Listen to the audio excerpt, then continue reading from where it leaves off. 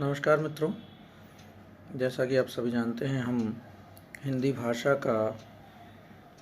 भाषा एवं साहित्य का वस्तुनिष्ठ इतिहास, जो कि सरस्वती पांडे और गोविंद पांडे की किताब है, हिंदी विषय में बहुत उपयोगी किताब है। उसके आधार पर हम हिंदी विषय की वन लाइनर्स पढ़ रहे हैं और इसके अंतर्गत हमने इससे पहले 2 वीडियो भी डाल चुके हैं।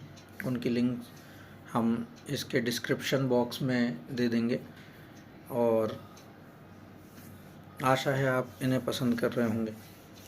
तो इससे पहले हम पढ़ चुके थे विधानमंडलों की भाषा और अनुच्छेद, और राजभाषा के रूप में हिंदी की भी बात कर चुके थे हम। अब हम पढ़ना प्रारंभ करते हैं। सन 1950 ईस्वी के बाद हिंदी की प्रगति पर बिना समय गवाए हम पढ़ना प्रारंभ करते हैं। राष्ट्रपति राजेंद्र प्रसाद ने सन 1955 में बाल गंगाधर खेर की अध्यक्षता में राजभाषा आयोग का गठन किया। 1955 में बाल गंगाधर खेर की अध्यक्षता में राजभाषा आयोग का गठन किया गया राष्ट्रपति राजेंद्र प्रसाद जी के द्वारा। इस आयोग के 21 सदस्य थे, ये याद रखना है। राज्यसभा आयोग ने अपना प्रतिवेदन 1956 में दिया, जो संसद के समक्ष 1957 में रखा गया।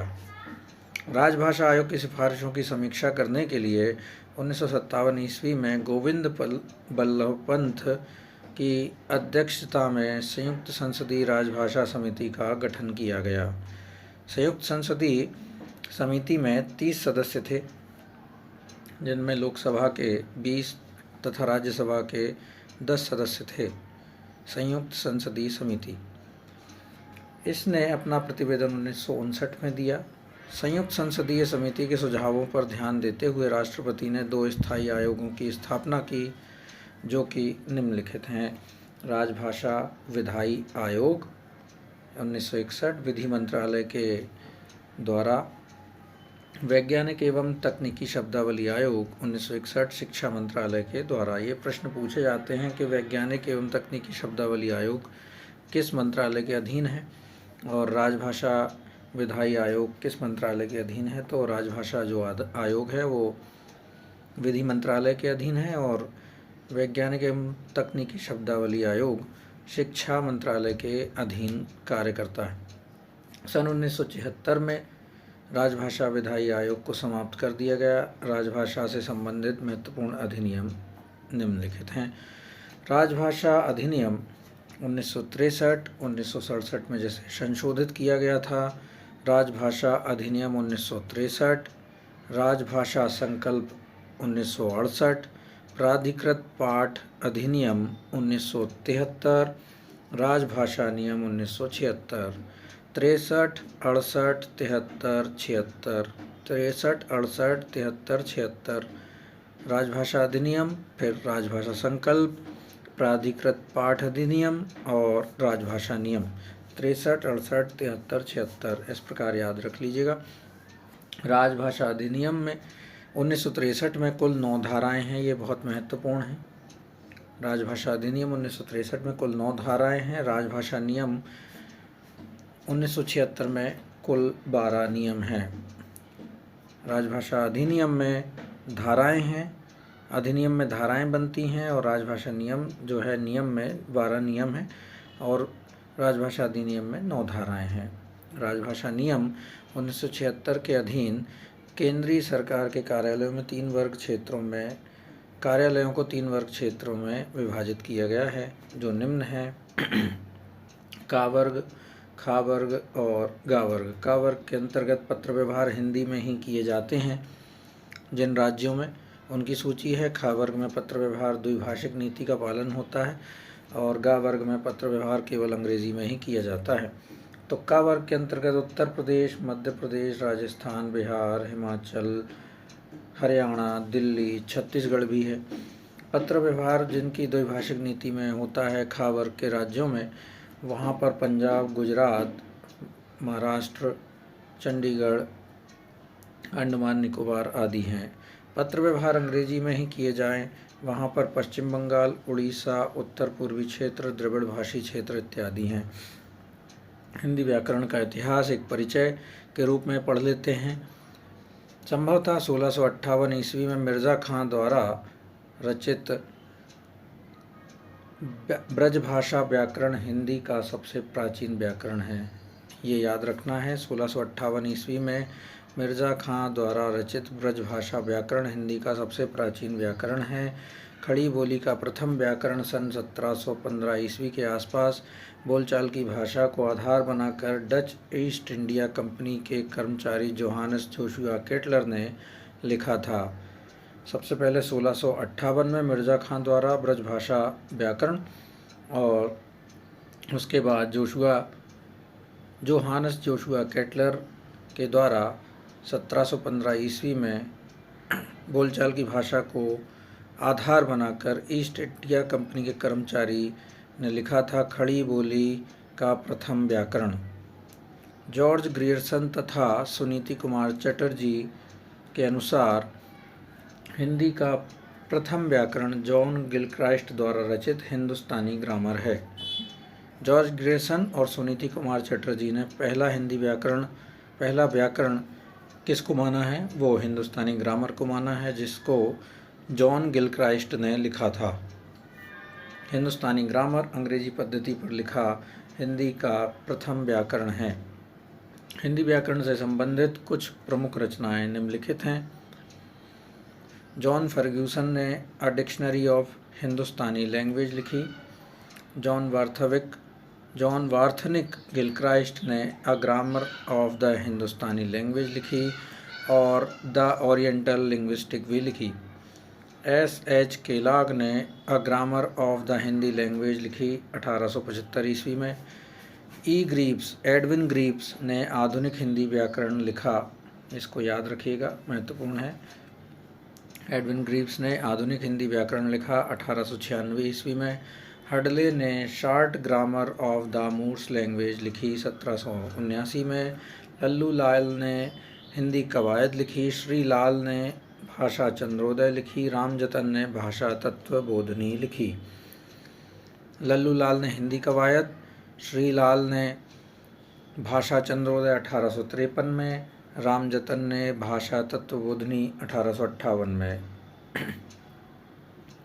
नवीन चंद्र राय नवीन चंद्रोदय 1869 में। राजा शिव प्रसाद सितारे हिंद ने हिंदी व्याकरण लिखी थी 1870 ईस्वी में। पंडित हरिगोपाल ने भाषा तत्व दीपिका लिखी। पादरी एथरिंगटन ने भाषा भास्कर लिखी। केशवराम भट्ट ने हिंदी व्याकरण लिखी। ठाकुर रामचरण सिंह ने भाषा प्रभाकर लिखी। रामावतार शर्मा ने हिंदी व्याकरण लिखी है। विश्वेश्वर दत्त शर्मा ने भाषा तत्व प्रकाश लिखा। राम दहिन मिश्र ने प्रवेशिका हिंदी व्याकरण लिखा। गोविंद नारायण मिश्र ने विभक्ति विचार। अंबिका प्रसाद वाजपेयी ने हिंदी कोविदी। कामता प्रसाद गुरु ने हिंदी व्याकरण, बहुत महत्वपूर्ण है। किशोरी दास वाजपेयी ने ब्रजभाषा का व्याकरण लिखा। राष्ट्रभाषा का प्रथम व्याकरण लिखा। हिंदी शब्दानुशासन भी लिखा। हिंदी शब्दानुशासन क्या क्या लिखा किशोरी दास वाजपेयी ने? ब्रजभाषा का व्याकरण, राष्ट्रभाषा का प्रथम व्याकरण, हिंदी शब्दानुशासन। डॉक्टर धीरेन्द्र वर्मा ने ब्रजभाषा व्याकरण लिखा। धीरेन्द्र वर्मा ने। अंबिका प्रसाद वाजपेयी ने संभवतः प्रथम बार हिंदी व्याकरण को प्राकृत के आधार पर लिखने या बनाने पर बल दिया। अंबिका प्रसाद वाजपेयी ने प्रथम बार हिंदी व्याकरण को प्राकृत के आधार पर लिखने या बनाने पर बल दिया। अंबिका प्रसाद वाजपेयी ने किशोरी दास वाजपेयी के ब्रजभाषा का व्याकरण को हिंदी के व्याकरणों का व्याकरण कहा है। किसके व्याकरण को कहा है? किशोरी दास वाजपेयी को जो ब्रजभाषा का व्याकरण है वो हिंदी के व्याकरणों का व्याकरण कहा है। किसने कहा है? अंबिका प्रसाद वाजपेयी ने। पंडित कामता प्रसाद गुरु को हिंदी व्याकरण का पाणिनि कहा जाता है। बहुत महत्वपूर्ण है। हिंदी व्याकरण का पाणिनि किसे कहा जाता है? कामता प्रसाद गुरु को। पंडित किशोरी दास वाजपेयी कृत हिंदी शब्दानुशासन भाषा विज्ञान से संवलित हिंदी का व्याकरण है। हिंदी के अन्य प्रमुख व्याकरण ग्रंथ इस प्रकार हैं। आर्येंद्र शर्मा ने आधुनिक हिंदी का आधार व्याकरण लिखा। रामचंद्र वर्मा ने अच्छी हिंदी लिखी। शिवेंद्र कुमार वर्मा हिंदी व्याकरण का विधिवत विवरण। शिवपूजन सहाय व्याकरण दर्पण। दीमशित्स हिंदी व्याकरण की रूपरेखा। स्वामी निगमानंद हिंदी का मौलिक व्याकरण। रमाकांत अग्निहोत्री हिंदी एक मौलिक व्याकरण। बद्रीनाथ कपूर परिष्कृत हिंदी व्याकरण।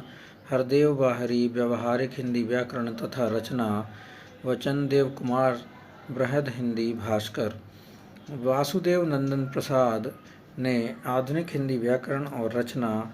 हजारी प्रसाद द्विवेदी ने हिंदी भाषा का बृहद ऐतिहासिक व्याकरण लिखा। ये बहुत महत्वपूर्ण है, याद रखिएगा। हिंदी भाषा का बृहद ऐतिहासिक व्याकरण जो लिखा है, हजारी प्रसाद द्विवेदी ने लिखा है। मानक वस्तुनिष्ठ हिंदी व्याकरण। ध्वनि के लिखित रूप को वर्ण या अक्षर कहते हैं। हिंदी में स्वर वर्णों की संख्या 11 और व्यंजन वर्णों की संख्या 33 स्वीकार की गई है। हिंदी ध्वनियों का वर्गीकरण है। हिंदी वर्णमाला में कुल 52 ध्वनियाँ हैं। 11 स्वर, 33 जो हैं वो व्यंजन हैं। इसमें स्वर देख लीजिए, आ, ई, उ, ऋ, ए, ऐ, ओ, औ, ये 11 स्वर हैं। हिंदी वर्णमाला में कुल 52 ध्वनियाँ हैं। वस्तुतः वर्णमाला में ध्वनियों की संख्या को लेकर काफ़ी विवाद रहा है। कामता प्रसाद गुरु ने 43 वर्ण माने हैं। अब स्वर एक बार और देख लेते हैं। आ, ई, उ, ऋ, ए, ऐ, ओ, औ, 11 स्वर। 33 व्यंजन कौन से हैं? का, खा, गा, घा, ड़ा, चा, छा, जा, झांग्या, टा, ठा, डा, ढा, ना, अणा, ता, था, दा, धा, ना, पा, फा, बा, भा, मा, या, रा, ला, वा, शा, शा, शा, हा। संयुक्त व्यंजन हैं क्षत्र, ज्ञा।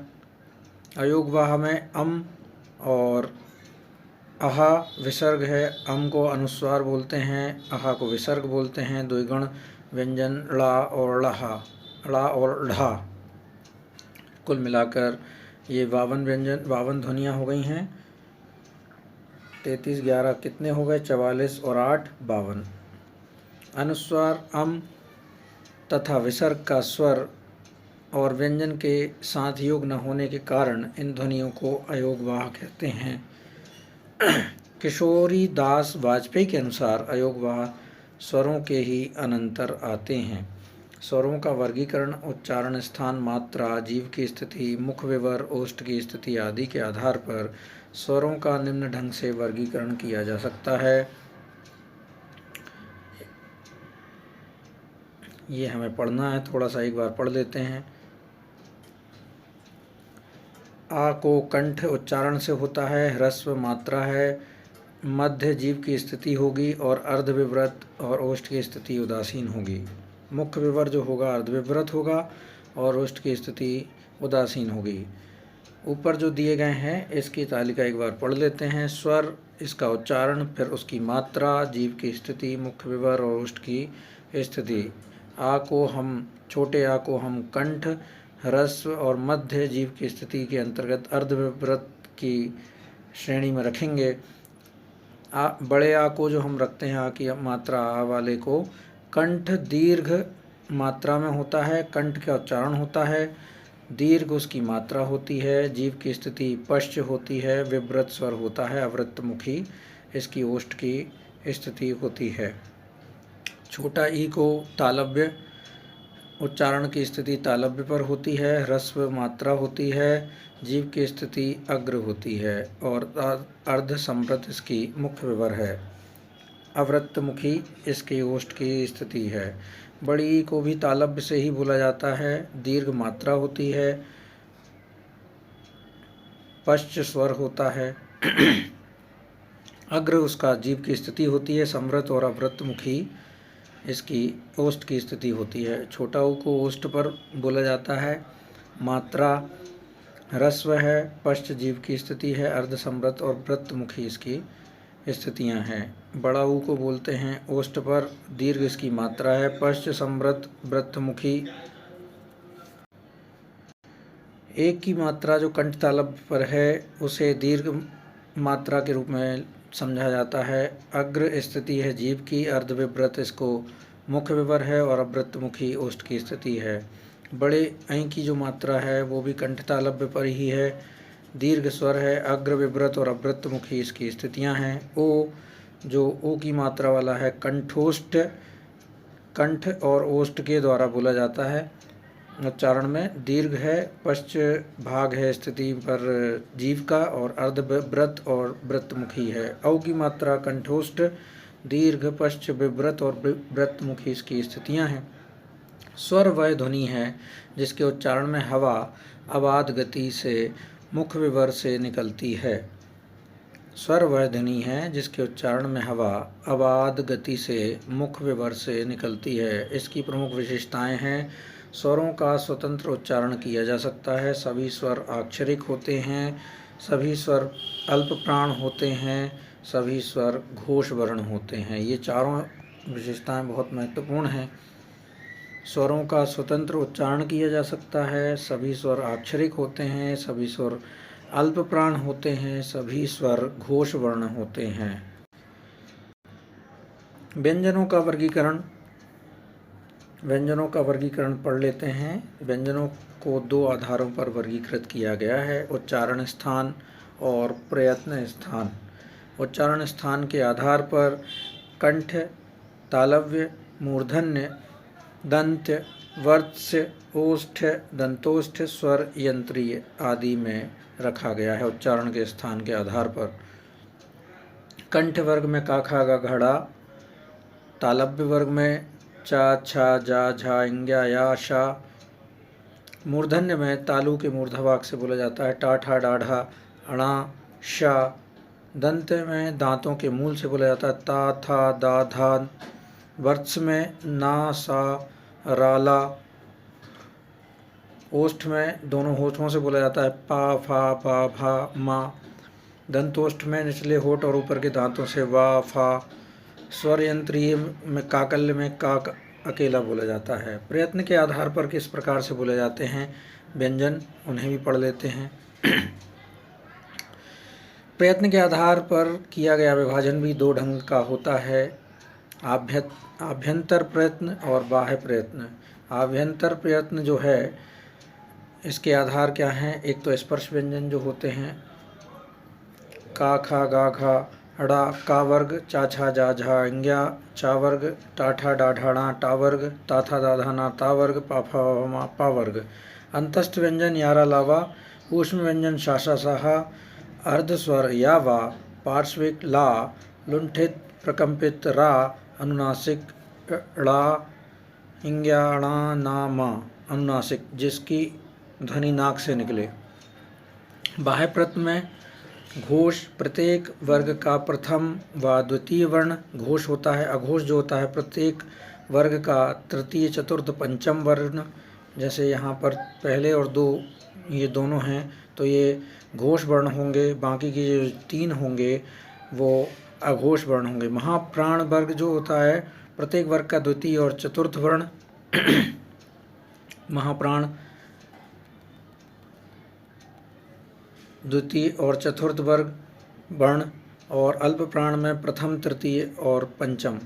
प्रथम, तृतीय और पंचम, इस प्रकार से ये महाप्राण, अल्प प्राण होते हैं। शब्द भेद क्षमा कीजिए। शब्द भेद रूपांतर के आधार अनुसार शब्दों के दो भेद हैं, विकारी और अविकारी। विकारी में संज्ञा, सर्वनाम, विशेषण और क्रिया हैं। अविकारी में क्रिया, विशेषण, संबंध सूचक, समुच्चय बोधक और विस्मय आदि बोधक आदि हैं। रचना या बनावट के अनुसार शब्दों के तीन भेद हैं, रूढ़, यौगिक और योग रूढ़। उत्पत्ति, इतिहास, विकास के अनुसार शब्दों के चार भेद हैं, तत्सम, तद्भव, देशज, आगत, विदेशी शब्द हैं। वाक्य के प्रयोग के अनुसार शब्दों के 8 भेद होते हैं। वाक्य के प्रयोग के अनुसार शब्द के 8 भेद होते हैं।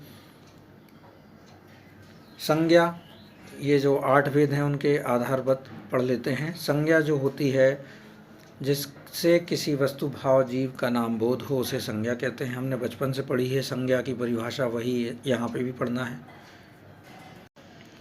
सर्वनाम को क्या कहते हैं, परिभाषा क्या है? संज्ञा के बदले आने वाले शब्द को सर्वनाम कहा जाता है। विशेषण संज्ञा या सर्वनाम की विशेषता बताने वाले शब्द को विशेषण कहते हैं। क्रिया किसे कहते हैं कि जिससे किसी काम का करना होना समझा जाए उसे क्रिया समझते हैं, क्रिया कहते हैं। क्रिया विशेषण जिससे क्रिया विशेषण अथवा अन्य क्रिया विशेषण की विशेषता प्रकट हो उसे क्रिया विशेषण कहते हैं। समुच्चय बोधक 2 शब्दों या वाक्यों को मिलाने वाले शब्द को समुच्चय बोधक कहते हैं। विस्मयादि बोधक मनोविकार को सूचित करने वाले शब्द को विस्मयादि बोधक कहते हैं।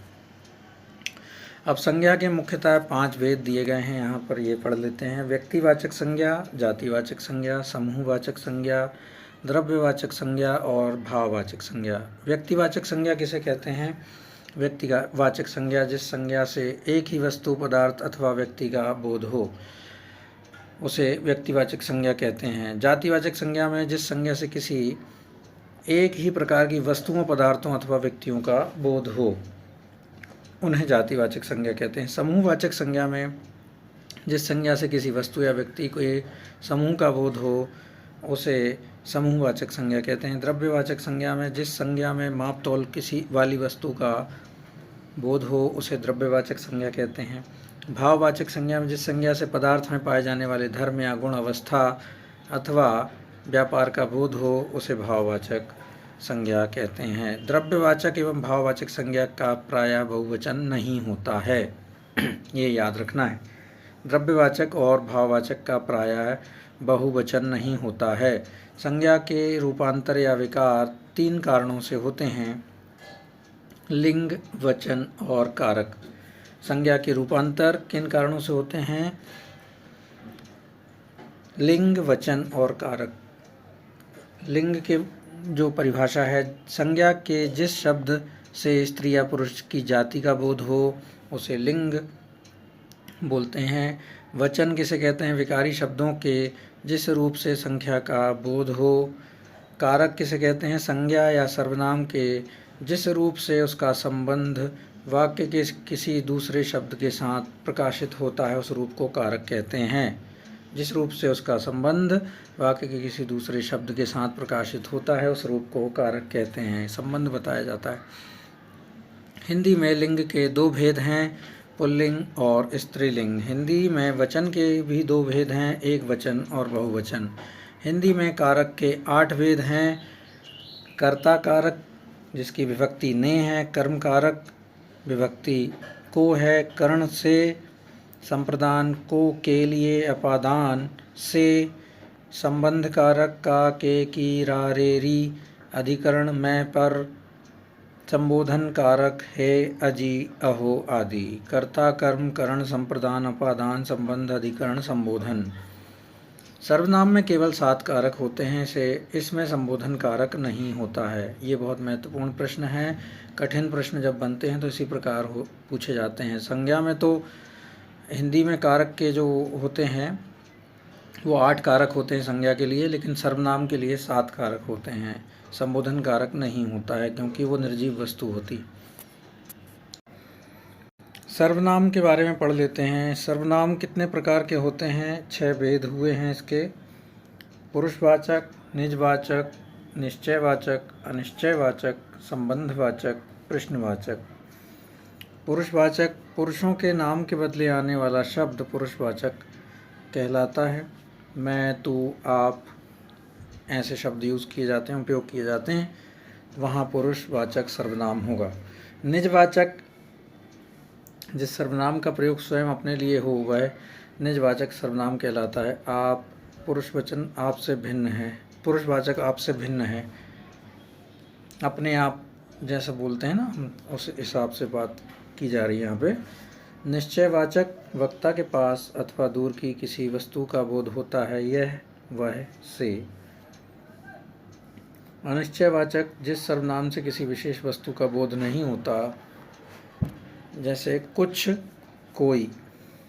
संबंधवाचक जिससे वाक्य में किसी दूसरे सर्वनाम से संबंध स्थापित किया जाए सो प्रश्नवाचक प्रश्न करने के लिए जिन सर्वनामों का उपयोग किया होता है उन्हें प्रश्नवाचक सर्वनाम कहते हैं। कौन, क्या इत्यादि। इसके 6 भेद हैं सर्वनाम के। इसके आगे पढ़ना प्रारंभ करते हैं। पुरुषवाचक सर्वनाम के 3 प्रकार होते हैं, उत्तम, मध्यम और अन्य पुरुष। हिंदी में सब मिलाकर 11 सर्वनाम हैं। ये पढ़ लीजिएगा एक बार आप। एक वचन और बहुवचन किस प्रकार से बनाए जाते हैं 11 सर्वनामों के, ये यहाँ पे बताया गया है। मैं का हम हो जाएगा, तू का तुम हो जाएगा, यह का ये हो जाएगा, वह का वे हो जाएगा, सो का से हो जाएगा, आप का आप ही रहेगा, जो का जो ही रहेगा, कौन का कौन ही रहेगा, क्या का क्या ही रहेगा, कोई का कोई ही रहेगा और कुछ का कुछ ही रह जाएगा। सर्वनाम के रूपांतर 3 कारणों से होते हैं, पुरुष, वचन और कारक से। सर्वनाम में लिंग के कारण रूपांतर नहीं होता। सर्वनाम में लिंग के कारण रूपांतर नहीं होता। सर्वनाम में केवल 7 कारक होते हैं। अभी एक बार और पढ़ा था हमने, सर्वनाम में 7 कारक होते हैं।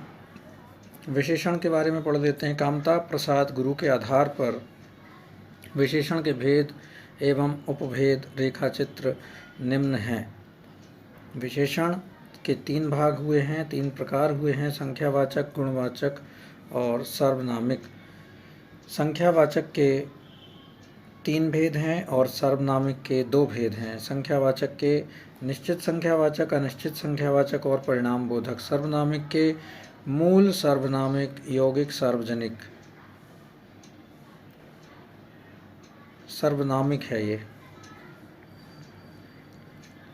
गुणवाचक, क्रमवाचक, ये निश्चित संख्यावाचक में गुणवाचक, क्रमवाचक, आवृत्तिवाचक, समुदायवाचक, प्रत्येक बोधक आदि है। गुणवाचक में पूर्णांक बोधक, अपूर्णांक बोधक है। जो शब्द विशेषण शब्द की विशेषता बताए उसे प्रविशेषण कहते हैं। जो शब्द विशेषण शब्द की विशेषता बतलाए उसे प्रविशेषण कहते हैं। विशेषण के रूपांतर के संबंध में कामता प्रसाद गुरु का मत सर्वमान्य है, जो निम्न है। विशेषण के रूपांतर के संबंध में कामता प्रसाद गुरु का मत सर्वमान्य है। हिंदी में आकारांत विशेषणों को छोड़कर दूसरे विशेषणों में कोई रूपांतर नहीं होता, परंतु सब विशेषणों का प्रयोग संज्ञाओं के समान होता है। इसलिए यह कह सकते हैं कि विशेषणों में परोक्ष रूप से लिंग वचन कारक होते हैं। इस प्रकार के विशेषणों का विकार संज्ञाओं के समान उनके अंत के अनुसार होता है। हिंदी में विशेषण की 3 तुलनावस्था मानी जाती हैं। हिंदी में विशेषण की 3 तुलनावस्था मानी जाती हैं, मूलावस्था, उत्तरावस्था, उत्तमावस्था। क्रिया किसे कहते हैं? क्रिया के मूल को धातु कहते हैं। व्युत्पत्ति की दृष्टि से धातु के दो भेद होते हैं, मूल धातु और यौगिक धातु। क्रिया जो है, क्रिया के मूल को धातु कहा जाता है। व्युत्पत्ति की दृष्टि से धातु के 2 शब्द होते हैं, 2 भेद होते हैं, मूल धातु और यौगिक धातु। यौगिक धातु 3 प्रकार से बनते हैं। धातु में प्रत्यय जोड़ने से सकर्मक और प्रेरणार्थक धातु बनते हैं। संज्ञा या विशेषण में प्रत्यय जोड़ने से नाम धातु बनते हैं। एक धातु में 1 या 2 धातु जोड़ने से संयुक्त धातु बनते हैं। एक बार और पढ़ लीजिए। धातु में प्रत्यय जोड़ने से सकर्मक तथा प्रेरणार्थक धातु बनते हैं। संज्ञा या विशेषण में प्रत्यय जोड़ने से नाम धातु बनते हैं और एक धातु में 1 या 2 धातु जोड़ने से संयुक्त धातु बनते हैं। क्रिया के भेद। रचना की दृष्टि से क्रिया के 2 भेद हैं, अकर्मक क्रिया, सकर्मक क्रिया। क्रिया के रूपांतर निम्नलिखित कारणों से होते हैं। क्रिया के रूपांतर वाच्य के कारण से होते हैं, काल के, अर्थ के, पुरुष, लिंग, वचन के आधार पर। तो इसकी परिभाषाएं भी पढ़ लेते हैं। वाच्य की परिभाषा क्या है? जिससे यह जाना जाता है कि वाक्य में कर्ता के विषय में विधान किया गया है या कर्म के विषय में अथवा भाव के विषय में। जिससे यह जाना जाता है कि वाक्य में कर्ता के विषय में विधान किया गया है या कर्म के विषय में अथवा भाव के विषय में। कर्ता, कर्म या भाव के विषय में विधान किया गया है, इससे पता चलता है वाच्य के द्वारा। काल, जिससे क्रिया के व्यापार का समय तथा उसकी पूर्ण या अपूर्ण अवस्था का बोध हो, उसे काल कहते हैं। अर्थ, क्रिया के जिस रूप से विधान करने की रीति या प्रयोजन का बोध होता है, उसे अर्थ कहते हैं। पुरुष, 3 पुरुष हैं। लिंग, 2 लिंग हैं। वचन, 2 वचन हैं। वाक्य में क्रिया के लिंग, वचन तथा पुरुष के निर्धारण करने को प्रयोग कहा जाता है। प्रयोग 3 प्रकार के होते हैं: कर्तरी प्रयोग, कर्मणि प्रयोग और भावे प्रयोग। कर्ता के लिंग, वचन और पुरुष के अनुसार जिस क्रिया का रूपांतर होता है, उसे कर्तरी प्रयोग कहते हैं। कर्मणि में जिस क्रिया के पुरुष लिंग, वचन कर्म के पुरुष लिंग और वचन के अनुसार होते हैं, उसे कर्मणि प्रयोग कहते हैं। भावे प्रयोग, जिस क्रिया के पुरुष लिंग, वचन कर्ता या कर्म के अनुसार नहीं होते, उसे भावे प्रयोग कहते हैं। कर्मणि प्रयोग के 2 भेद होते हैं: कर्तवाच्य कर्मणि प्रयोग, कर्मवाच्य कर्मणि प्रयोग इत्यादि। भावे प्रयोग के 3 भेद होते हैं: कर्तवाच्य भावे प्रयोग, कर्मवाच्य भावे प्रयोग और भाववाच्य वाचक भावे प्रयोग। वाच्य के 3 भेद होते हैं: कर्तवाच्य, कर्मवाच्य और भाववाच्य। हिंदी में क्रिया के कालों के मुख्यतः 3 भेद होते हैं, जो निम्न प्रकार से हैं: वर्तमान काल, भूतकाल और भविष्यकाल। वर्तमान काल जो है सामान्य वर्तमान, तात्कालिक वर्तमान, पूर्ण वर्तमान, संदिग्ध वर्तमान, संभाव्य वर्तमान इत्यादि। भूतकाल सामान्य भूत, आसन्न भूत, पूर्ण भूत, अपूर्ण भूत, संदिग्ध भूत, हेतु, हेतुमत भूत। भविष्यकाल में सामान्य भविष्य, संभाव्य भविष्य, हेतु, हेतुमत भविष्य इत्यादि। भाव या अर्थ की दृष्टि से क्रिया मुख्यतः 5 भेद हैं: निश्चयार्थक, संभावनार्थक, संदेहार्थ, आज्ञार्थ और संकेतार्थ। क्रिया के जिन रूपों का उपयोग संज्ञा विशेषण, क्रिया विशेषण आदि शब्द भेदों के समान हों, उसे कृदंत कहते हैं। क्रिया के जिन रूपों का उपयोग संज्ञा विशेषण, क्रिया विशेषण आदि शब्द भेदों के समान हों, उसे कृदंत कहते हैं। रूप के अनुसार कृदंत 2 प्रकार के होते हैं: विकारी और अविकारी। विकारी के अंतर्गत कौन कौन से आते हैं? क्रियार्थक, कर्तवाचक, संज्ञा, वर्तमान कालिक कृदंत और भूतकालिक कृदंत। अविकारी में पूर्णकालिक, पूर्वकालिक, तात्कालिक, अपूर्ण क्रिया द्योतक और पूर्ण क्रिया द्योतक इत्यादि। क्रिया विशेषण किसे कहते हैं, ये भी पढ़ लेना चाहिए हमें। क्रिया विशेषण प्रयोग के अनुसार क्रिया विशेषण के 3 भेद हैं: साधारण, संयोजक और अनुबद्ध। रूप के अनुसार क्रिया विशेषण के 3 भेद हैं: मूल या रूढ़, यौगिक और स्थानीय। इस भेद को हृदय बाहरी नहीं स्वीकार करते, स्थानीय को नहीं करते हैं। अर्थ की दृष्टि से क्रिया विशेषण के मुख्यतः 2 भेद हैं: रीतिवाचक और परिणामवाचक। परिणामवाचक क्रिया विशेषण के 5 भेद हैं: अधिकताबोधक, न्यूनताबोधक, पर्याप्तिवाचक, तुलनात्मक वाचक, श्रेणीवाचक आदि। संबंध सूचक में प्रयोग के अनुसार संबंध सूचक 2 प्रकार के होते हैं: संबंध और अनुबद्ध। व्युत्पत्ति के अनुसार संबंध सूचक 2 प्रकार के होते हैं: मूल और यौगिक। समुच्चय बोधक अव्ययों के मुख्य 2 भेद हैं: समानाधिकरण और व्यधिकरण। समानाधिकरण समुच्चय के मुख्य 4 भेद हैं, जो अग्रांकित हैं: भेद, संयोजक, और, वा एवं, तथा भी। विभाजक, या, वा अथवा किम, वा, की, या क्या क्या। विरोध दर्शक, पर, परंतु, किंतु, लेकिन, मगर, वरन, बल्कि। परिणाम दर्शक, इसलिए, सो, अतः, अतएव। व्यधिकरण समुच्चय के मुख्यतः 4 भेद हैं, जो निम्न हैं: कारणवाचक, उद्देश्यवाचक, संकेतवाचक, स्वरूपवाचक। कारणवाचक में क्योंकि, जो कि, इसलिए। उद्देश्यवाचक में कि, जो, ताकि, इसलिए। संकेतवाचक में जो, तो, यदि, तो, यद्यपि, तथापि, चाहे, परंतु इत्यादि। स्वरूपवाचक में कि, जो, अर्थात, यानी, माने आदि। निपात, वे अव्यय शब्द निपात कहलाते हैं जो संज्ञा, सर्वनाम, विशेषण एवं क्रिया विशेषण के साथ प्रयुक्त होकर उस पर बल देने, उसे सीमित करने अथवा दूसरों के साथ मिलाने का काम करते हैं। निपात मुख्यतः 9 भेद हैं निपात के: स्वीकार्य, नकारार्थक, निषेधात्मक, प्रश्नबोधक, विस्मयादिबोधक, बलदायक, तुलनाबोधक, अवधारणबोधक, आदरबोधक आदि।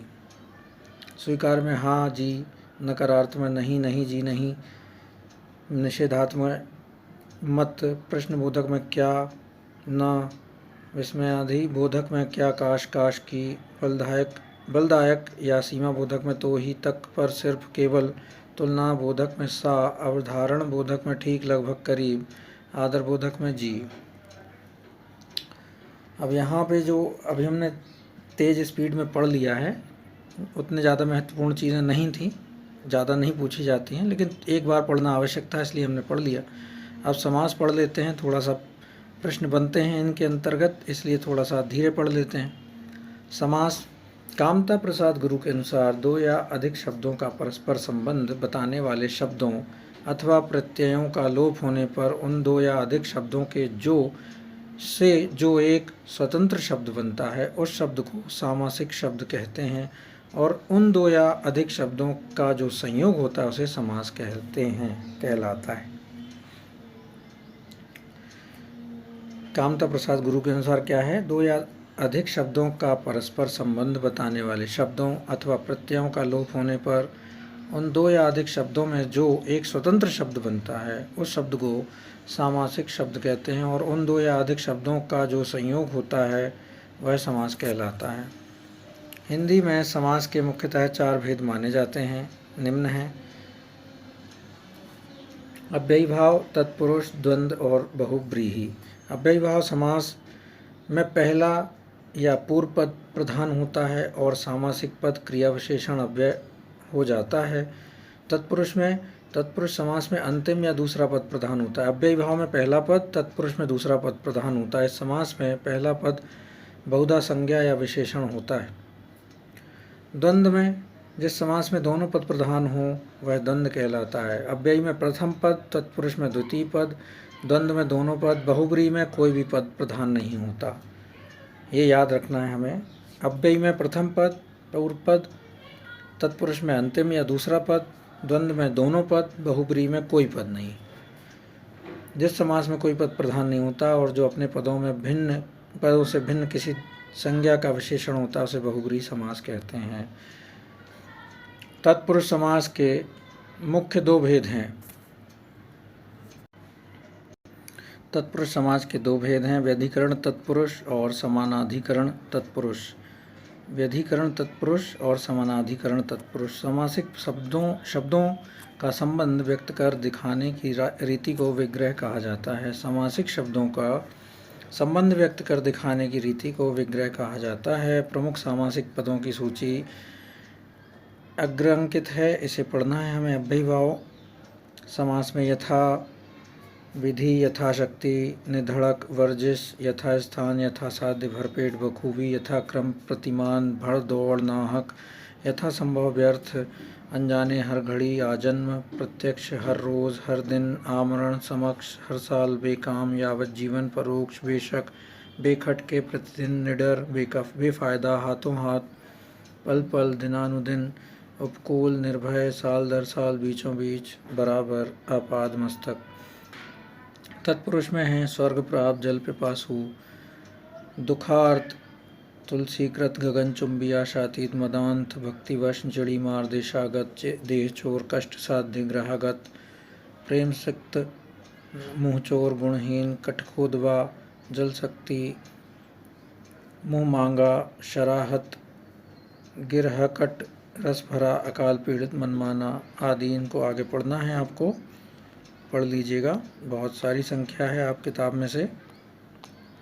कर्मधारय अथवा समानाधिकरण तत्पुरुष में कौन कौन से शब्द हैं? महाजन, काली मिर्च, 3.5, शीतोष्ण, पूर्वकाल, मझधार, खुशबू, श्याम सुंदर, पीताम्बर, तलघर, जवामर्द, शुद्धाशुद्ध, शुभ्रागमन, खड़ी बोली, नौरोज, मृदुमद, नीलकमल, सुंदर का लाल, जन्मांतर, भला बुरा, सद्गुण, पुच्छल तारा, प्रभुदयाल, ऊंच नीच, पूर्णेंदु, भला मानस, शिवदीन, खट्टा मिठा, परमानंद, काला पानी, रामदहन, बड़ा छोटा, नील गाय, छुट भैया, लाल पीला, मोटा ताजा, घृतान्न, तिल चावला, चंद्रमुख, पाणी पल्लव, पर्णशाला, गोबर गणेश, घनश्याम, गुरुदेव, छाया तरु, जेब घड़ी, वज्रदेह, कर्मबंध, देव ब्राह्मण, चितकबरा, प्राण प्रिय, पुरुष रत्न, दही बड़ा, पन्न कपड़ा, चरण कमल, धर्म सेतु, गुडम्बा,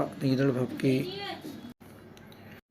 द्विगु के अंतर्गत क्या क्या शब्द हैं और क्या इसकी परिभाषा है, ये हमने पढ़ चुके हैं। द्विगु जो है, कामता प्रसाद गुरु ने द्विगु को कर्मधारय तत्पुरुष का एक भेद माना है और इसे संख्या पूर्व कर्मधारय कहा है। ये याद रखिएगा, कामता प्रसाद गुरु ने संख्या पूर्व कर्मधारय माना है, कर्मधारय तत्पुरुष का एक भेद माना है। त्रिभुवन, पंसेरी, इसमें शब्द जो होते हैं हमेशा संख्यावाचक होंगे, याद रखिएगा। 2 4 5, 4 4 4, 2 2 2, 5 4 4 5, इस प्रकार से आपको याद रखना है। द्विगु में हमेशा याद, आपको ट्रिक पता ही होगी। द्वंद्व में क्या होता है, दोनों पद प्रधान होते हैं, माता पिता, बासन बर्तन, खान पान, घर द्वार, गाय बैल, मारपीट, घास फूस, गोला बारूद, दाल रोटी, चमक दमक, अन्न जन, जंगल झाड़ी इत्यादि। बहुब्रीहि समास में अनंत, प्राप्त, काम, पीताम्बर, कोई भी पद प्रधान नहीं होता है इसमें, याद रखिएगा बहुब्रीहि समास में। अपहृत, पशु, चतुर्भुज, दीर्घबाहु, चंद्रमौली, निर्जन, नीलकंठ, राजीव लोचन, प्राप्तोदक, निर्विकार, चक्रपाणी, खजानन आदि आदि। इसके आगे पढ़ना है नोट। कभी कभी एक ही समास का विग्रह अर्थ भेद से कई प्रकार का होता है, जैसे सत्यव्रत शब्द का विग्रह निम्न ढंग से हो सकता है। तत्पुरुष में सत्य का व्रत, कर्मधारय में सत्य ही व्रत, द्वंद्व में सत्य और व्रत, बहुब्रीहि में सत्य है व्रत जिसका। एक ही शब्द के 4 प्रकार उन्होंने करके बताए हैं, कभी कभी हो जाता है, तो ये चारों याद रखिएगा। एक शब्द का अर्थ जैसे बताया, कभी कभी बिना अर्थ भेद के एक ही समास के 2 विग्रह हो सकते हैं, जैसे पीताम्बर शब्द कर्मधारय भी हो सकता है और बहुब्रीहि भी हो सकता है। शब्द भंडार, उत्पत्ति या विकास की दृष्टि से शब्दों के 4 भेद होते हैं, तत्सम, तद्भव, देशज और विदेशी। तत्सम, तद्भव, देशज और विदेशी, उत्पत्ति और विकास की दृष्टि से। तत्सम वे संस्कृत शब्द जो अपने असली स्वरूप में हिंदी भाषा में प्रचलित हैं, आ गए हैं। तद्भव वे शब्द जो या तो सीधे प्राकृत से हिंदी भाषा में आ गए हैं या प्राकृत के द्वारा संस्कृत से निकले हैं। देशज वे शब्द जिनकी व्युत्पत्ति का पता नहीं चलता, उन्हें देशज कहते हैं। विदेशी भाषा से हिंदी में आए शब्दों को विदेशी या आगत शब्द कहते हैं। यहाँ पर कुछ तत्सम और तद्भव शब्द दिए जा रहे हैं, इनको याद रखिएगा। पेज नंबर 51, अंगरक्षक, अंगरखा, आखेट, अहेर, इस प्रकार से ये पूरी तालिका है, आपको याद रखना है। 2 पेज हुए हैं ये, और तीसरा पेज ये 53 में गोधूम तत्सम शब्द है, ऐसा गेहूँ बोला जाता है उसे हमारी भाषा में। घृषण को घिसना बोलते हैं। तेल को तेल, तैल, एक मात्रा के अर्थ में ये तत्सम हो गया और उसके बाद में ये तद्भव हो गया। स्तन, थन, धनिका, धनिया, धूम, धुआं, नग्न, नंगा, नगहरण, लंघन, नौघनाश, ज्ञातिग्रह, नैहर, नैहर को ज्ञातिग्रह बोलते हैं, याद रखिएगा। इसे पढ़ लीजिएगा आप, 55 पेज पर भी है, 56 पेज पर भी यही है। विदेशी शब्द भी जो हैं इस प्रकार से आपको याद रखने हैं। अफसोस, किनारा फारसी शब्द है। गुलाबिन में से एक प्रश्न बन जाता है, यूजीसी नेट में कई बार आ जाते हैं कि आबदार शब्द किस भाषा का शब्द है, चाबुक किस भाषा का शब्द है, तमाशा किस भाषा का शब्द है, तो ये फारसी भाषा का शब्द है।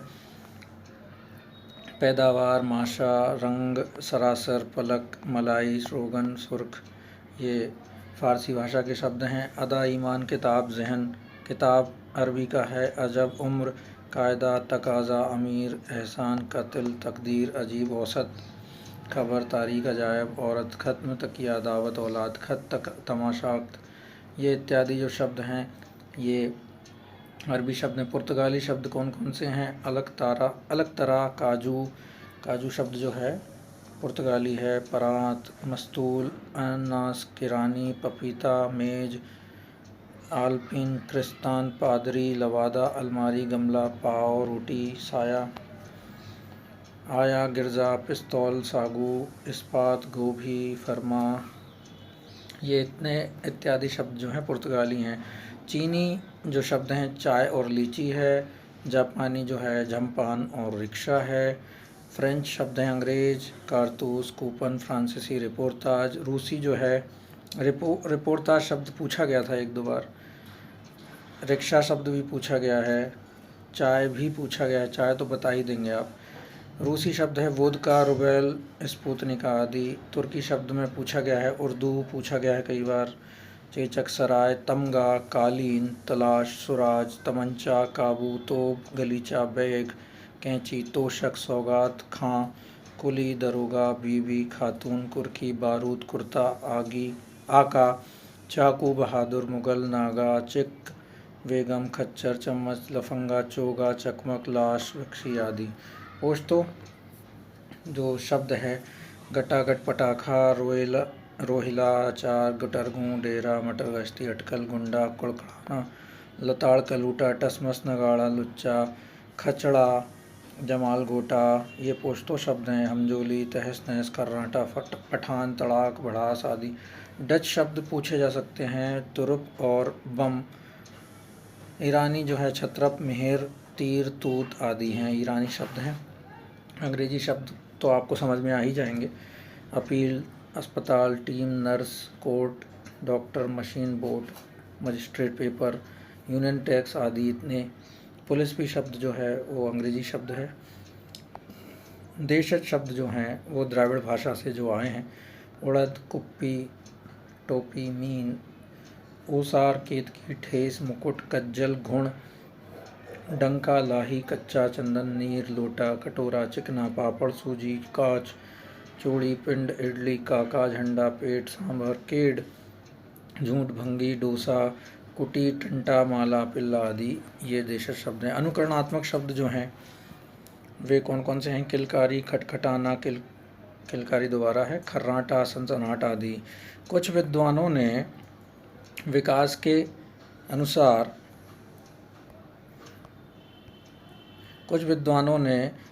अनुसार शब्द का पांचवा भेद संकर शब्द भी माना है। दो भाषाओं के तत्वों के मिश्रण से निर्मित शब्द को संकर शब्द कहते हैं, जैसे वोटदाता, फैशन परस्त, मोटर गाड़ी आदि।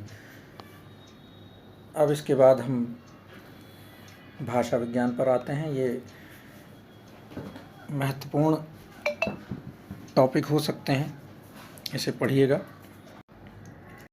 भाषा विज्ञान, भाषा के मुख्यतः चार तत्व होते हैं: ध्वनि, शब्द जिसे पद भी बोलते हैं, वाक्य और अर्थ। ध्वनि, शब्द, वाक्य और अर्थ, इन चार तत्वों को ही भाषा विज्ञान के अंतर्गत भाषा विज्ञान के चार अंग माना जाता है। भाषा के चारों तत्वों की परिभाषा निम्नवत है। उच्चारण की दृष्टि से भाषा की लघुत्तम इकाई ध्वनि है। सार्थकता की दृष्टि से भाषा की लघुत्तम इकाई शब्द है। भाषा की व्याकरणिक योग्यता प्राप्त लघुत्तम इकाई पद या रूप है। भाषा की पूर्ण सार्थक इकाई वाक्य कहते हैं। भाषा की पूर्ण सार्थक इकाई को वाक्य कहते हैं। उच्चारण से लघुत्तम ध्वनि, सार्थकता से लघुत्तम शब्द, भाषा की व्याकरणिक योग्यता से लघुत्तम इकाई पद या रूप, भाषा की पूर्ण सार्थक इकाई को वाक्य कहते हैं। ध्वनि विज्ञान क्या है? ध्वनि को स्वनिम भी कहते हैं। स्वनिम शब्द संस्कृत के स्वन धातु से बना है, जिसका अर्थ होता है ध्वनि। ध्वनि के तीन पक्ष होते हैं: उत्पादन, संवहन और ग्रहण। ध्वनि का उत्पादन वागेंद्रिय से होता है, यानी बोलने वाली इंद्रियां। वाक धनेंद्रिय, इससे वाकेंद्रिय बोलता है, शब्द बनता है। इसके संवहन के लिए वायु तरंगें कार्य करती हैं और ग्रहण की क्रिया कर्ण द्वारा होती है, कान के द्वारा होती है। ध्वनि गुण चार माने गए हैं: मात्रा, स्वर, आघात, वृत्ति। ध्वनि गुण चार माने गए हैं: मात्रा, स्वर, आघात, वृत्ति। ध्वनि गुण को ध्वनि लक्षण, रागीय तत्व, अखंड ध्वनि, रागिम आदि भी कहते हैं। ध्वनि गुण को ध्वनि लक्षण, रागीय तत्व, अखंड ध्वनि, रागिम आदि भी कहते हैं। मान स्वर की कल्पना अमेरिका के प्रोफेसर डेनियल ने सन 1953 में की थी। इसे कॉर्डिनल वोवेल्स भी कहते हैं। मानस्वरों की संख्या 8 है, जो किसी भाषा विशेष से संबद्ध न होकर एक काल्पनिक स्वर हैं। जीव की स्थिति, ऊंट की स्थिति और मुख विवर के आधार पर मानस्वरों का वर्गीकरण निम्न ढंग से किया जा सकता है। मानस्वर कौन कौन से हैं? ई, ए, ऐ, आ, ओ, उ, ये मानस्वर हैं। मुख विवर समृत, ई का जो मुख विवर है वो समृत है, ए का मुख विवर जो है अर्धसमृत है, ए का मुख विवर जो है अर्धविवृत है, आ एक जो शब्द लगता है इसके अंतर्गत, ये भी आ का एक हल्का रूप होता है, इसे विवृत है। आ बड़ा का जो है विवृत है, ओ का जो है अर्धविवृत है, ओ का अर्धसमृत और ऊ का समृत है। इन्हें पढ़ लीजिएगा आप। मानस्वर को प्रधान स्वर, मेय स्वर भी कहते हैं। मानस्वर को प्रधान स्वर और मेय स्वर भी कहते हैं। मानस्वर को प्रधान स्वर, मेय स्वर भी कहते हैं। गौण मानस्वरों की संख्या 7 होती है। स्वनिम को ध्वनि ग्राम भी कहा जाता है, जो अंग्रेजी के फिनिम का रूपांतर है, किंतु भारत सरकार के पारिभाषिक एवं तकनीकी शब्दावली आयोग ने फिनिम का हिंदी अनुवाद स्वनिम माना है। ये प्रश्न बन सकता है कि भारत सरकार की पारिभाषिक एवं तकनीकी शब्दावली आयोग ने स्वनिम का अंग्रेजी शब्द क्या माना है। स्वनिम के 2 भेद होते हैं, खंड और खंडेतर। स्वनिम के 2 भेद होते हैं, खंड या अखंड एवं खंडेतर। ऐसी ध्वनियाँ जिन्हें हम स्वतंत्र रूप से उच्चारित कर सकते हैं उन्हें खंड स्वनिम कहते हैं। स्वतंत्र रूप से उच्चारित कर सकें उन्हें खंड स्वनिम कहते हैं। इसके 2 भेद होते हैं, स्वर एवं व्यंजन। जिन ध्वनि का स्वतंत्र उच्चारण नहीं हो सकता उन्हें खंडेतर स्वनिम कहते हैं। इसके प्रमुख भेद हैं अनुनासिकता, सुर, अनुतान, संगम आदि। प्रसिद्ध ध्वनि नियम निम्नलिखित हैं। ग्रिम नियम याकोब ग्रिम ने दिया था, जर्मन विद्वान थे। 1785 से 1663 इनका समय है। ग्रिम नियम याकोब ग्रिम ने दिया था। ग्रासमैन नियम किसने दिया था? हेरमन ग्रासमैन ने। ये सब ध्वनि नियमों के अंतर्गत ही आते हैं। वर्नर नियम कार्ल अडोल्फ वर्नर ने दिया है, ये भी जर्मनी विद्वान थे। तालव्य नियम विल्हेल्म थॉम्सन एवं कॉलिट्स ने दिया था, ये भी जर्मन, क्षमा कीजिए ये किसी इनकी जानकारी नहीं है। मूर्धन्य नियम जो है प्रोफेसर पॉट व प्रोफेसर फॉर्तुना तावे ने दिया था, जो कि रूसी विद्वान रहे हैं। पद या रूप विज्ञान किसे कहते हैं? प्रयोग समर्थ सार्थक शब्द को पद कहते हैं। यास्काचार्य ने पद को मुख्यतः 4 भेद माने हैं। पद के 4 भेद माने हैं यास्काचार्य ने।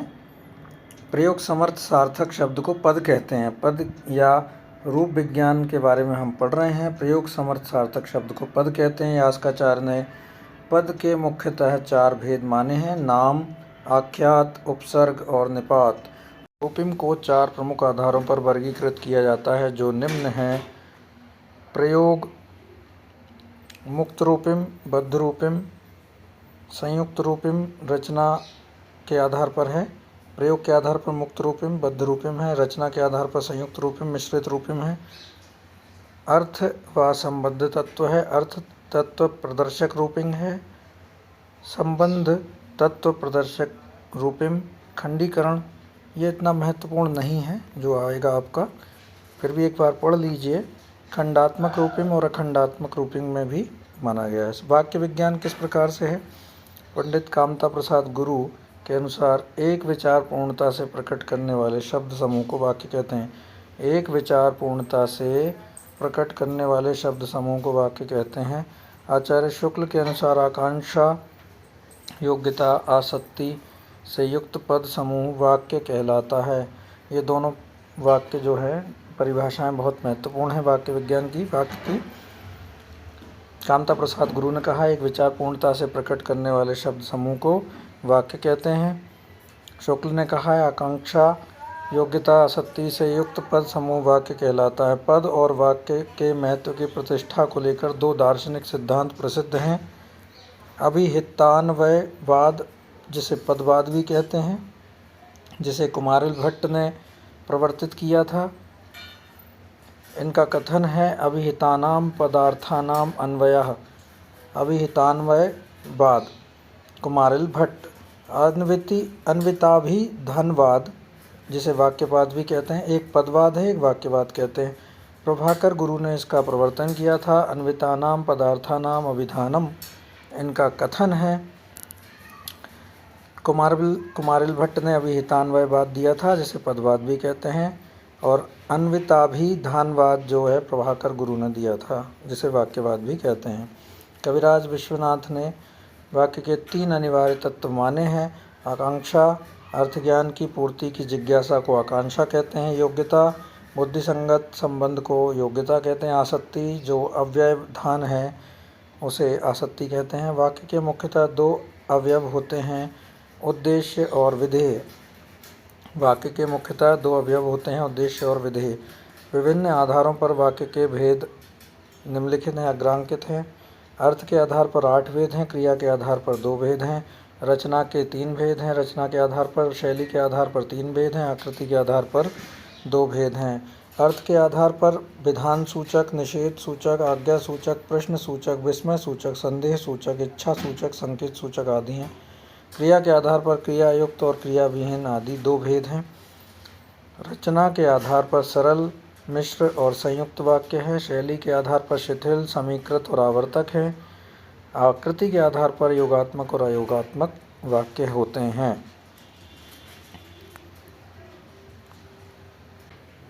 शब्द के द्वारा जो अर्थ प्रतीति होती है उसे अर्थ कहते हैं। संकेत ग्रह अर्थबोध के भारतीय विद्वानों ने 8 साधन माने हैं तथा पाश्चात्य विद्वानों ने 3 साधन माने हैं। भारतीय विद्वानों ने क्या माने हैं? व्याकरण, आप्त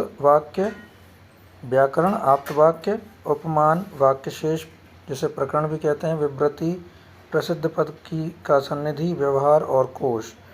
पाश्चात्य जो विद्वानों ने माने हैं वो व्यवहार, विवरण और अनुवाद। हिंदी साहित्य कोश के अनुसार शब्द की शक्ति उसके अंतर्निहित अर्थ को व्यक्त कराने वाले व्यापार हैं।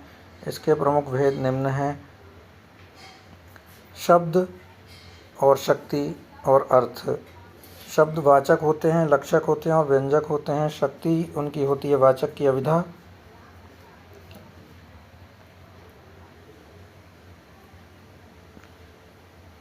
लक्षक की लक्षणा, व्यंजक की व्यंजना। वाचक की अभिधा, लक्षक की लक्षणा और व्यंजक की व्यंजना शक्ति होती है। अर्थ होता है वाचक में वाच्य में होता है, लक्षक में लक्ष्य होता है और व्यंग जो होता है व्यंजक में होता है प्रतिमान के रूप में। प्रमुख शब्द शक्तियों की परिभाषाएं निम्न हैं: अभिधा, साक्षात संकेतित अर्थ, मुख्य अर्थ का बोध कराने वाले व्यापार को अभिधा शक्ति कहते हैं। लक्षणा किसे कहते हैं? मुख्यार्थ का बाधा होने पर रूढ़ि के कारण या किसी प्रयोजन के लिए मुख्यार्थ से संबद्ध अन्य अर्थ ज्ञान जिस शक्ति के द्वारा होती है वह लक्षणा है। अर्थात लक्षणा के 3 हेतु हैं, जैसे कारण भी कहते हैं। 3 कारण हैं: मुख्यार्थ का बाद, मुख्यार्थ का लक्ष्यार्थ से योग और रूढ़ि या प्रयोजन। व्यंजना शक्ति ऐसे अर्थ को बतलाती है जो अभिधा, लक्षणा या तात्पर्य वृत्ति द्वारा उपलब्ध नहीं होता। व्यंजना व्यापार को ध्वनन, गमन, प्रत्यागमन आदि कहते हैं। पाश्चात्य विद्वानों ने अर्थ के 3 भेद माने हैं: कोशार्थ, व्याकरणार्थ, अनित्यार्थ। शब्द मुख्यतः 2 प्रकार के होते हैं, एकार्थक और अनेकार्थक। एकार्थक शब्दों के अर्थ निर्णय के 10 साधन माने गए हैं तथा अनेकार्थक शब्दों के अर्थ निर्णय के 14 साधन माने गए हैं। एक बार रीडिंग लगा लीजिएगा, ज़्यादा महत्वपूर्ण नहीं है। एकार्थक वक्ता, बोधा जिसे श्रोता भी कहते हैं, वाक्य, वाच्य, अन्य, सन्निधि, प्रकरण, देश, काल, काकू और चेष्टा। अनेकार्थक में संयोग, वियोग, साहचर्य, विरोध, अर्थ, प्रकरण, लिंग, अन्य, शब्द का सन्निधि, सामर्थ्य, औचित्य, देश, काल, व्यक्ति, स्वर आदि। अर्थ परिवर्तन की 3 दिशाएं जो निम्न हैं: अर्थ विस्तार, अर्थ संकोच, अर्थादेश। अर्थ परिवर्तन की दिशाओं का रेखा चित्र निम्न है। अर्थ परिवर्तन की दिशाएं हैं अर्थ विस्तार, अर्थ संकोच और अर्थादेश। अर्थादेश में अर्थोत्कर्ष, अर्थापकर्ष, मूर्तिकरण, अमूर्तिकरण आदि। अर्थ परिवर्तन या विकास के अंतर्गत अर्थ विस्तार की दृष्टि से प्रमुख शब्दों की सूची निम्न है। अर्थ परिवर्तन या विकास के अंतर्गत अर्थ विस्तार की दृष्टि से प्रमुख शब्दों की सूची निम्न है। ने एक बार पढ़ लीजिए। शब्द जो हैं स्याही, मूल अर्थ काली स्याही है। परिवर्तित अर्थ है सभी रंगों की लिखने की स्याही, ये परिवर्तित हो गए। तेल, तिल का तेल होता था, सभी प्रकार के तेल को हम आज समझते हैं कि तेल ही है, जबकि इसका मुख्य अर्थ जो था तिल का तेल था। कुशल, कुशों को लाना, निपुण और चतुर के रूप में हम आज इसका अर्थ लगाते हैं। प्रवीण वीणा वादन में निपुण होता था, इसका मूल अर्थ दक्ष और चतुर आज हम मानते हैं। महाराज, जिसे राजा मूल अर्थ में रहते थे, आजकल महाराज हम रसोइया को भी कहते हैं।